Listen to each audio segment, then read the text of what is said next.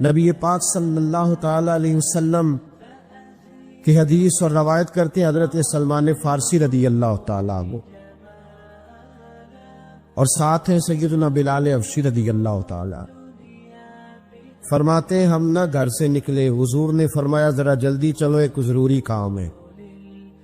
فرماتے ہیں بڑی تیزی کے ساتھ آج روٹین سے ہٹ کر محبوب نے تیز تیز قدم مبارک اٹھائے، تیز تیز، اور فرماتے ہیں ایک گلی ہم نے کراس کی، دوسری گلی میں جو پہنچے تو پھٹے پرانے کپڑے، سادی سی بی بی، اور حالت بتاتی تھی کہ بیچاری کسی غریب گھر کی ہے، وہ سڑک پہ کھڑی تھی اور رو رہی تھی۔ میرے کریم رسول نے فرمایا بلال اسے پوچھو کیا مسئلہ ہے، کیوں روتی ہے؟ تو حضرت سلمان عرض کرتے ہیں میں نے کہا حضور میں پوچھ لیتا ہوں، آپ جائیے، کام بڑا ضروری ہے جو نکلے، میں معلومات کرتا ہوں۔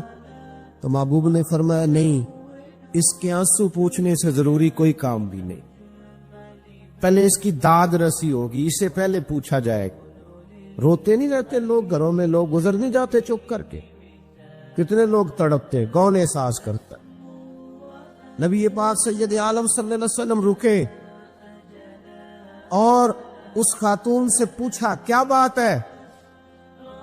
اس نے کہا کہ بات کوئی بھی نہیں، میرا ایک ہی موٹا سا مسئلہ ہے۔ کہا وہ کیا؟ کہنے لگی میں غریب ہوں،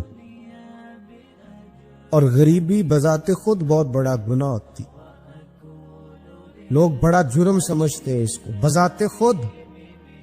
میں نے شروع میں کہا نا کہ مذہبی سٹیج کی بھی صدارت غریب آدمی نہیں کر سکتا، کیونکہ غریب جو ہوا جد کول دتھی ہونی انہیں نیڑے بیٹھا ہے نا جی، جد کول نہیں انہیں تو پیچھے جا کے بیٹھا اینڈ تے، اس کو کہڑا دتھی ہے۔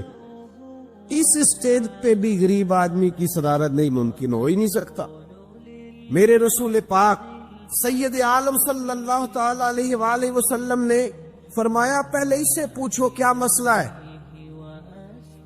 وہ کہنے لگی میں غریب ہوں، بوڑھی ہو گئی ہوں، ساری زندگی غلامی میں گزاری ہے، تیل لینے آئی تھی 5 دینار کا، بوتل میں تیل بھروایا ہے، اور اب بوڑھی ہوں نا تو کمر درد کرتی ہے، پیر پیچھے موڑا ہے تو میں گری ہوں، تیل زمین پی گئی ہے، اب زمین تو واپس نہیں کرتی، لیکن واپس جاؤں گی تو ایک یہودی عورت کی ملازمہ ہوں، وہ درے سے مارے گی، کھال ادھیڑ دے گی، میں بڑی پریشان ہوں، اب نہیں مار کھائی جاتی، ہڈیاں بوڑھی ہیں، قربان جاؤں۔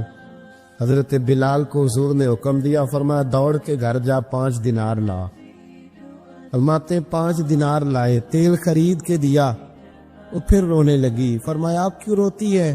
اس نے کہا بتایا نا غریب ہوں، غریب کا جرم کوئی نہیں ہوتا، لیکن پیس دیا جاتا ہے، پھر بھی مار تو اب بھی پڑے گی، اب کیوں پڑے گی؟ تو عرض کرنے لگی محبوبہ مار اس لیے پڑے گی کہ دیر سے کیوں آئی ہے۔ تو میرے کریم رسول اور وہ بی بی حضور ابھی آئے ہیں مدینہ طیبہ، امام یوسف صالحی فرماتے ابھی آئے تھے حضور، سبل الہدی والرشاد کے مصنف کہتے ابھی آئے تھے نبی پاک، وہ جانتی بھی نہیں تھی۔ تو سید عالم صلی اللہ تعالی علیہ وسلم نے فرمایا اچھا مار پڑے گی؟ کہاں؟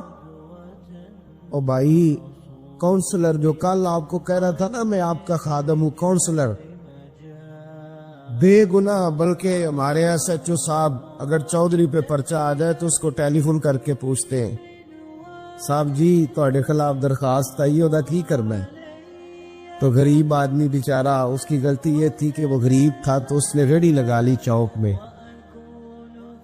اس کو دبوچ کے لے گئے، تینوں پتہ نہیں اتنے نہیں کھلوئی دا، تو اس کے پاس کل انویسٹمنٹ ہی 5000 تھی، سارا لے گئے۔ پھر وہ کونسلر صاحب کے پاس چلا گیا، سر میرے نال چلے آ دے ذرا میں تھانے جانا، انہوں نے کہا گڈی کرائی آ، پیسے ہیں نہیں ایویں تھانے جائی دا ہے۔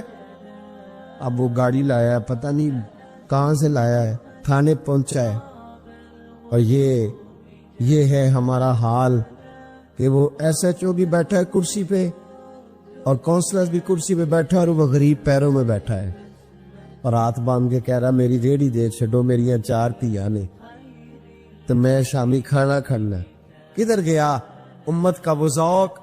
ساری زندگی نعتیں سننے والوں بتاؤ تو صحیح، نعت نے تاثیر کیا دی ہے روح؟ اگر ابھی بھی گھاڑی غریب کے پاس کھڑی نہیں ہوتی تو پھر کیا اثر ہوا ساری زندگی نعت سننے کا؟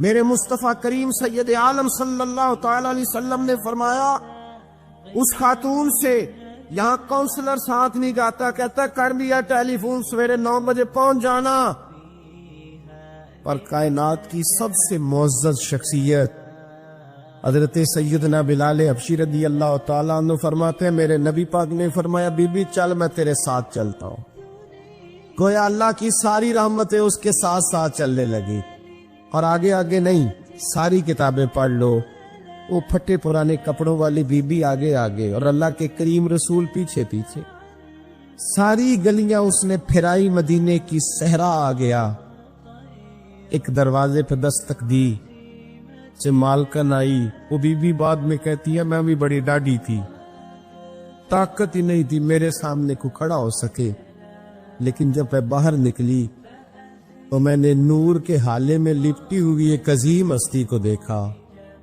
فرماتے محبوب کے گورے چٹے رنگ کے اوپر کالی زلفیں اور محبوب پاک کی مقدس آنکھیں جب تک بات کرتے رہے نظریں زمین پہ جھکی رہی، شرم و حیا والے رسول نے بڑے میٹھے، بڑے دھیمے، بڑے خوبصورت لہجے میں کہا، بریلی کے امام فرماتے نیچی نظروں کی شرم و حیا پہ درود، بڑے دھیمے لہجے میں فرمایا تیری نوکرانی ہے تیری؟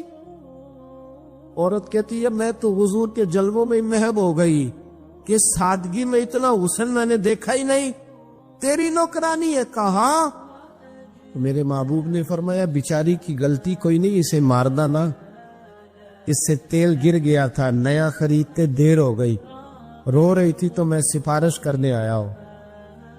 وہ خاتون کہتی ہے کسی کی نہیں مانی تھی، پر محبوب کے جملوں میں تاثیر اتنی تھی، ککھ سواد نہیں مشری اندر، اسا کھنڈا می چکھ ڈٹھیاں، انہاں ساریاں شیواں نالوں گلاں سجن دیاں مٹھیاں۔ فرماتے نبی پاک صلی اللہ تعالی علیہ وآلہ وسلم نے فرمایا کچھ نہ کہنا، کہنے لگی نہیں کہتی، میرا وعدہ رہا، کچھ نہیں کہوں گی۔ اب میرے حبیب نے پھر نظر اٹھائی اور اس غریبنی کی طرف دیکھا اور فرمایا تو اگر کہے تو میں جاؤں، تو اگر کہے تو میں خود بھیک دے، خود ہی کہے منگتے کا بھلا ہو، تو اگر کہے تو میں جاؤں۔ اس نے خراج پیش کیا تو چند آنسو گرائے، کہنے لگی محبوبہ جیسے بندہ نوازی۔ حضور نے رخ پھیرا، حضرت بلال کہتے میں پیچھے رہ گیا تو وہ دونوں بیبیاں دوڑ کے میرے پاس آئی، کہنے لگی بتا تو صحیح ہے کون، یہ بتا تو صحیح کون تھے؟ تو حضرت بلال کہنے لگی تم نہیں جانتے؟